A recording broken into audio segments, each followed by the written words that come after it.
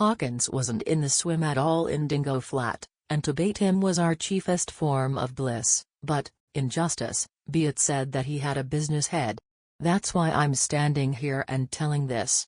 He was traveling for a company, insuring people's lives, and stayed about a month in Dingo Flat, but his biz was rather dull, and we took him for a gull, an amazing simple-minded one at that. He was mad, he was, on mining and around about the town prospected every reef. But worse than that, he'd talk for half a day, in a most annoying way, on the mineral resources of the flat. He swore that somewhere nigh us was a rich gold-bearing red, if a fellow only had a lug to strike it, and he only used to laugh when the boys began to chaff, and seemed, in fact, to rather sort of like it. Well, we stood him for a month until he well nigh drove us mad, and as jeering couldn't penetrate his hide, we fixed a little scheme for to dissipate his dream, and sicken him of mining till he died. We got a likely-looking bit of quartz and faked it up with dabs of golden paint, then called him in. Oh, he went clean off his head. It was gold for sure, he said, and if we'd sell our claim he'd raise the tin, but we weren't taking any, not at least till later on,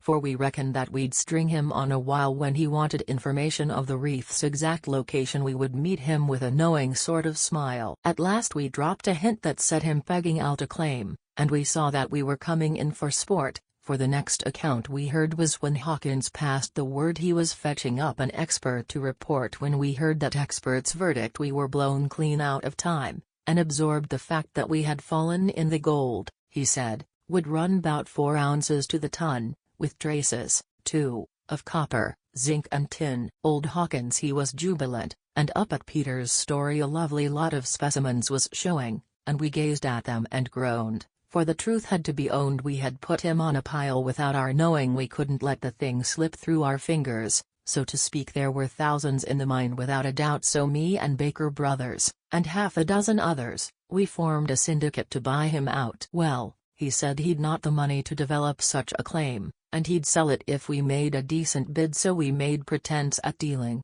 and it almost seemed like stealing when he parted. For 500 lovely quid. We haven't seen the vendor in the flat for nigh a week, and we're wishing, on the whole, he'd never come. The confounded mine's a duffer, for that simple-minded buffer he had salted it.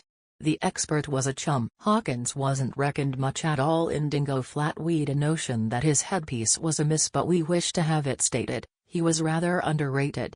That's why I'm standing here and telling this.